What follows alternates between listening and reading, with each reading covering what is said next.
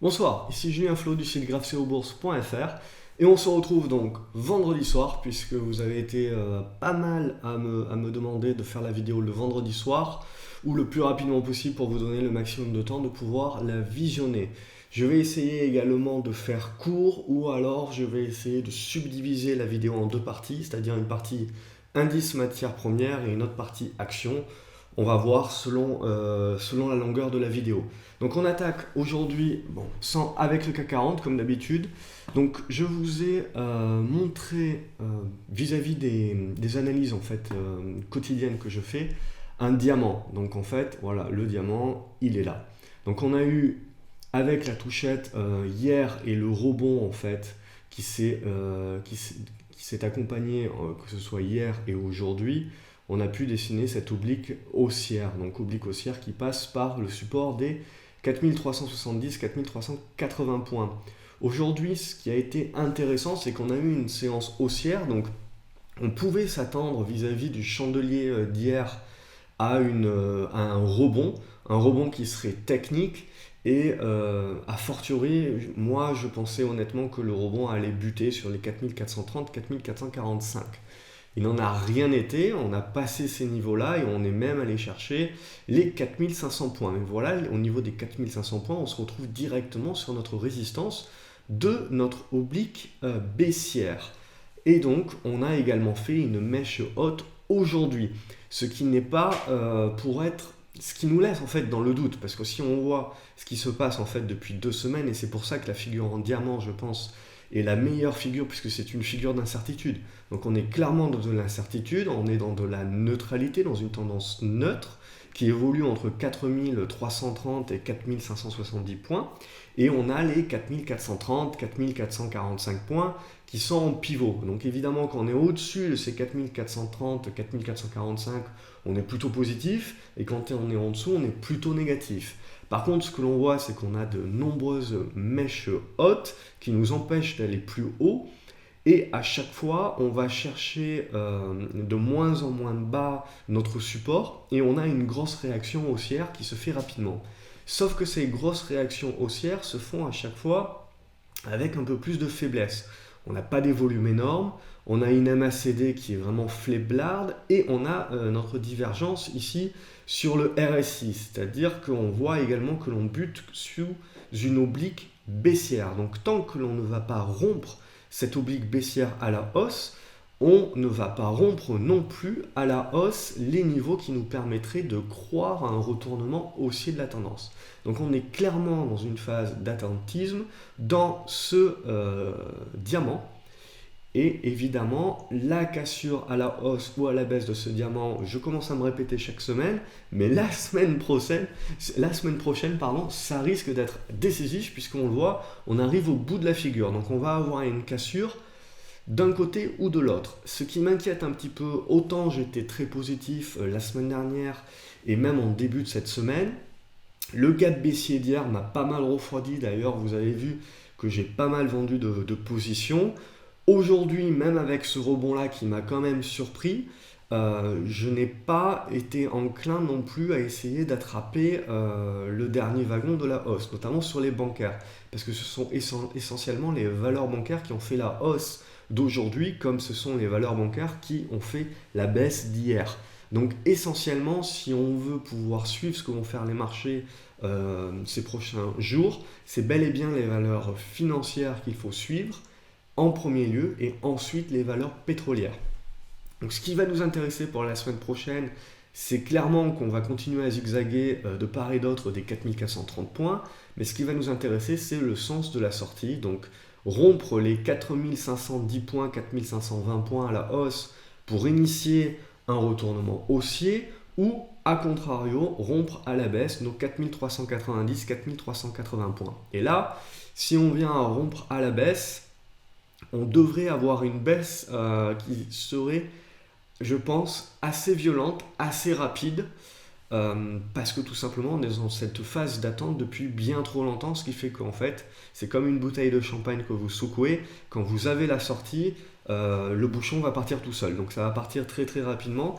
Donc il vaut mieux mettre en place vos stratégies avant et être réactif et pouvoir suivre et donc mettre vos ordres en avance que trop tard. Parce que vraiment, on le voit, ce niveau-là des 4370, 4380, il va vraiment être pivot. Et si on vient à le rompre, j'ai bien peur qu'une panique baissière se mette en place et nous fasse revenir sur les 4290 points, ça c'est sûr, mais potentiellement également assez rapidement sur les 4240, 4250 points. Donc ça nous ferait également un signal vendeur sur la MACD et on continuerait à être sous notre oblique baissière sur le RSI. Donc vraiment, à contrario des précédentes semaines, j'ai tendance à être beaucoup plus neutre, à être beaucoup moins positif cette semaine, surtout même avec la hausse de ce vendredi, qui pourrait être interprétée comme positive, mais qui n'a pas clôturé comme il faudrait, et qui donc plutôt nous laisse dans le doute, comme on l'a été toute cette semaine. Donc vraiment, je serais tenté de dire méfiance et prudence. Si on regarde au niveau du Dow Jones, donc au niveau du Dow Jones, donc j'ai pas la dernière séance puisque le Dow Jones n'a pas clôturé et j'ai pas ce marché dans Pro Real Time, même si j'ai les cours des valeurs du Nasdaq, j'ai pas ceux des indices parce que je ne traite pas les indices. Donc tout simplement, on a eu le rebond hier. Donc on voit, on a la mèche et on a le rebond aujourd'hui qui est en train de se positionner sur cette oblique. Donc on est exactement dans la même configuration que le CAC 40, c'est-à-dire que oui, on a eu un rebond technique, oui, le rebond technique est fort et intéressant, mais ce rebond technique reste sous des niveaux de résistance importants. Et donc il va falloir voir également la clôture des US. Si elle ne se fait pas au plus haut et qu'on a une mèche haute, on aura exactement la même configuration que sur le CAC 40, c'est-à-dire qu'on aura eu notre rebond technique, mais ce rebond technique ressemblera beaucoup plus à un retracement, à un pullback. Et donc, on a de fortes chances d'avoir une continuation baissière la semaine prochaine. Et vous voyez également, on a cette oblique baissière sur le RSI et on est déjà en zone négative sur la MACD. Donc vraiment, méfiance, on a un retournement des moyennes mobiles. Donc on voit que sous 18 300, 18 400 points, on est plutôt dans une phase de consolidation qui est en train de tirer vers le bas. Et alors là, en termes d'objectifs sous les 18 000 points, on devrait aller assez rapidement sur les 17 700. Si on regarde le S&P, l'euro-dollar, ça sera pour plus tard, mais si on regarde le S&P, hop, il est là.